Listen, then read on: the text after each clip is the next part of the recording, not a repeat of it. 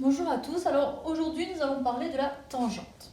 Alors c'est vrai que depuis la troisième jusqu'en terminale, cette notion de tangente, on la rencontre plusieurs fois, mais le problème c'est que ça ne désigne pas forcément le même objet mathématique et on ne va pas forcément le mettre dans le même cadre. Alors on va faire un petit historique pour que vous ne confondiez pas à chaque fois qu'on va parler du terme de tangente. Alors quand est-ce que vous rencontrez la tangente pour la première fois? Vous allez la rencontrer en troisième. Alors en troisième, vous allez la rencontrer autour de la notion de la trigonométrie, notamment lorsque vous allez travailler sur un triangle rectangle. En effet, je vais faire schématiquement un triangle rectangle. Ici, je vais considérer dans ce triangle rectangle un des deux angles aigus. Et là, ici, comme va-t-on avoir? On va avoir donc l'hypoténuse. Alors rappel, c'est que l'hypoténuse touche l'angle et on va voir le côté adjacent. Donc le côté adjacent, c'est le côté qui touche l'angle mais qui n'est pas l'hypoténuse et donc nous allons avoir toujours par rapport à cet angle l'opposé. Alors lorsque vous allez rencontrer la tangente, c'est que la tangente de cet angle alpha va valoir donc notre côté opposé sur notre côté adjacent. Alors opposé adjacent bien sûr par rapport à notre angle alpha. Donc ça, c'est lorsque vous rencontrez pour la première fois la notion de tangente. Alors, comme vous avez étudié aussi le sinus et le cosinus en termes de trigonométrie, on vous apprend rapidement que la tangente de votre angle alpha, il vaut la sinus de votre angle alpha sur le cosinus, toujours, de votre angle alpha. Voici la première fois que vous allez rencontrer le terme de tangente. Puis, lorsque, toujours en troisième, vous allez découvrir la tangente d'un autre point de vue, du point de vue du cercle. En effet, on va vous dire, lorsqu'on va avoir un cercle et une droite, on va avoir trois positions possibles. Alors, je m'explique. Soit, dans un plan, votre cercle et votre droite n'ont aucun point d'intersection. Soit, votre droite va couper votre cercle, vous allez avoir deux points d'intersection, et on va rencontrer donc le cas limite. Et le cas limite, c'est lorsque notre cercle et cette droite vont avoir qu'un seul point d'intersection. Dans ce cas-là, on dira que cette droite sera une des tangentes au cercle, et dans ce cas-là, elle sera perpendiculaire au rayon. Donc ne confondez pas ces notions de tangente, ce n'est pas le même objet mathématique. Puis en seconde, on revoit la notion de tangente à un cercle, et puis on rencontre la tangente en première. Lorsqu'on va travailler sur la notion de courbe et la notion de dérivée. En effet, vous allez avoir une droite qui va couper localement votre courbe en un point, c'est ce qu'on va appeler la tangente, et cette tangente va suivre les déplacements de votre courbe. Alors ne confondez pas les deux.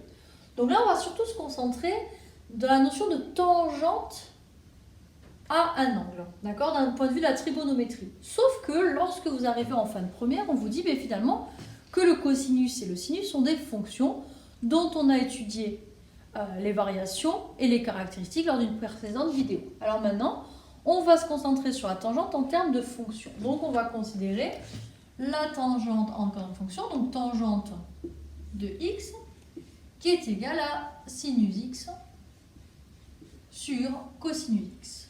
Et moi je veux savoir à quoi elle ressemble cette fonction de tangente. Déjà vous allez vous dire, déjà il n'y a pas d'ensemble de définition, elle ne met rien. Alors que clairement on est sur une fraction, donc il y a des valeurs interdites. Alors avant de faire ce travail sur les valeurs interdites, déjà je travaille en termes d'angle et je vais parler en termes de radian. Donc là ce que je vais faire, c'est que on sait que notre tangente elle est de pi périodique. En effet, notre sinus est de pi périodique, notre cosinus est de pi périodique, donc nous allons travailler à l'intérieur de notre cercle trigo. Alors regardez ici. Comme je sais que tous les deux pi nous revenons au même endroit, ce que je vais faire, c'est que je vais considérer ici, dans un premier temps, donc mon cercle trigo, je vais démarrer à moins pi sur 2. Je vais faire un tour complet, donc je vais arriver à 3 pi sur 2. Donc ça veut dire qu'ici, je vais étudier ceci de moins pi sur 2 à 3 pi sur 2. Donc on fait notre tour complet. Pourquoi ? Lorsque je vais revenir, en fait, nous allons avoir la même position du fait de la 2pi périodicité du sinus et du cosinus, donc de la tangente. Donc pour l'instant, je vais étudier sur moins pi sur 2, 3 pi sur 2. Et je sais qu'on va avoir répétition. Sauf que je me rends compte de quoi? Je vais avoir ici, si je suis sur cet intervalle, donc de moins pi sur 2 à 3 pi sur 2, je vais avoir trois valeurs internes, même moins pi sur 2 et 3 pi sur 2. Pourquoi? Parce que cosinus de moins pi sur 2, le cosinus sur les abscisses, il vaut 0, comme le cosinus de pi sur 2 ou de 3 pi sur 2.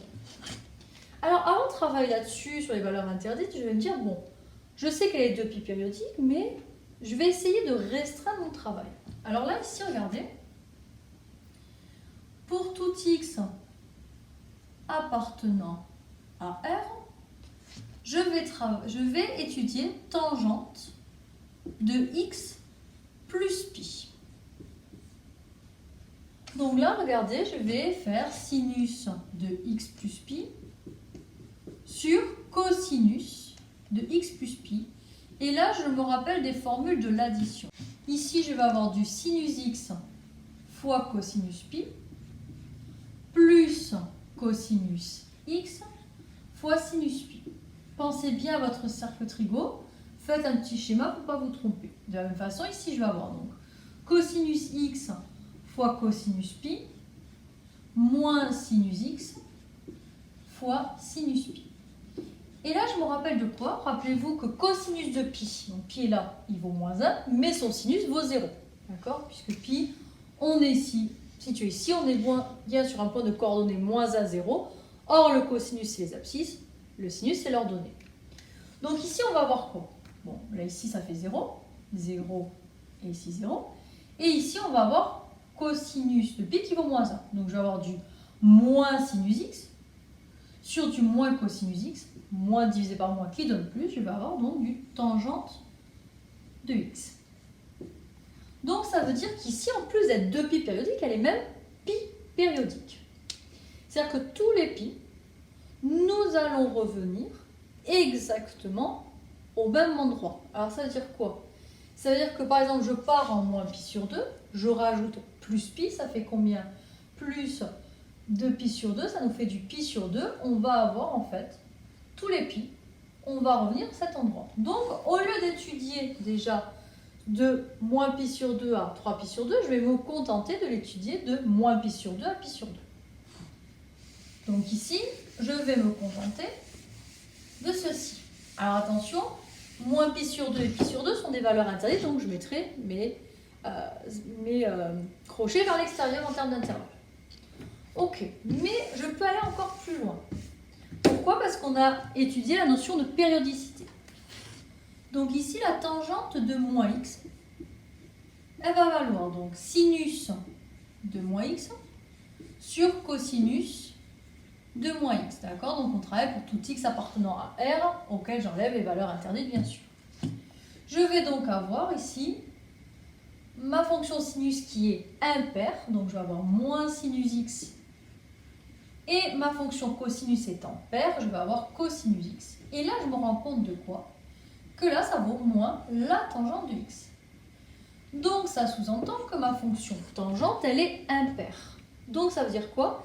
C'est qu'elle va être symétrique par rapport à l'origine du repère. Donc, au lieu d'étudier finalement de moins pi sur 2 à pi sur 2, je vais me contenter d'étudier de 0 à pi sur 2. Pour avoir la partie entre moins pi sur 2 et 0, je n'aurai qu'à faire une symétrie par rapport à l'origine. Et ensuite, j'utiliserai la périodicité. Donc, je vais me contenter d'étudier ce qui se passe de 0 à pi sur 2. Alors, en 0, il ne s'agit pas d'une valeur interdite. Donc, je vais travailler pour tout x appartenant à l'intervalle qui va de 0 à pi sur 2. Donc là, je vais avoir quoi? Je vais avoir que à étudier cette fonction. Donc dans un premier temps, moi je vais la dériver. Alors là, comme on a du sinus sur du cosinus, on reconnaît une structure en u sur v. Donc ici, on a que notre u, il vaut sinus x. Notre v, il vaut cosinus x. Donc lorsque je vais dériver, d'accord, donc je vous invite à regarder la première vidéo, je vais avoir du cosinus x et du moins sinus x. Donc lorsque je vais travailler là-dessus, je vais avoir quoi? je vais avoir U'V moins V'U. Donc U'V, on va avoir donc du cosinus au carré d'x, moins qui donne plus. Et on va avoir divisé par cosinus au carré de x. Deux façons de le voir. Soit le fait que cosinus carré de x plus sinus au carré de x soit égal à 1. Donc on a du 1 sur cosinus au carré de x. Ou le fait que je mette le cosinus au carré de x sous celui-ci et sous celui-ci. Et ça nous fera du 1 plus tangente au carré de x. Alors, on va se rendre compte de quoi rapidement, grâce à l'étude de ma dérivée, que ma dérivée est toujours positive. Donc, clairement, si ma dérivée est toujours positive, ma fonction est croissante sur l'intervalle qui va aller de 0 à pi sur 2. Donc, je vais commencer à représenter ma fonction tangente, pour que vous vous rendiez compte de la situation. Donc, je vais réaliser un joli repère. Je vais au préalable m'occuper de l'intervalle qui va aller de 0 à pi sur 2, sachant que pi sur 2 est une valeur interdite. Alors, on va regarder ce qui se passe. Alors, en 0, tangente de 0, il vaut sinus de 0 sur cosinus de 0, sinus de 0 qui vaut 0, cosinus de 0 qui vaut 1, donc ça fait 0. Donc, elle passe ici. Ça tombe bien puisqu'on a vu qu'elle était quand même une fonction impaire, donc c'est logique. Alors maintenant, qu'est-ce qu'on va faire? On va étudier ce qui se passe en plus pi sur 2, d'accord? Donc là, on va étudier l'asymptote verticale. On va étudier la limite de la tangente de x quand x tend vers pi sur 2. Alors attention, il est un peu plus petit que pi sur 2, on est sur du pi sur 2 moins. Alors ici, le sinus de pi sur 2, il va tendre vers 1. Et que va-t-il se passer pour notre cosinus? Il va se rapprocher d'un 0, mais d'un 0 positif. Donc elle va tendre vers plus l'infini. Donc ça veut dire qu'ici, on va avoir une asymptote verticale en x égale pi sur 2. Et on va avoir quelque chose qui va augmenter tout le long, comme ceci. Puis on a vu que quand même, le 0 pi sur 2, c'était par périodicité, enfin par symétrie. Donc on va étudier ce qui se passe de 0 à moins pi sur 2. Et bien on va avoir un phénomène de symétrie, en effet en moins pi sur 2, on va avoir toujours une asymptote verticale, mais qui va être comme ceci. Donc on va avoir quelque chose comme ceci. Et là, qu'est-ce qui va se passer? On a la périodicité de tous les pi. Ça veut dire qu'on va avoir notre répétition de notre représentation de notre fonction tangente. Et elle est notée ici. Bonne journée à tous!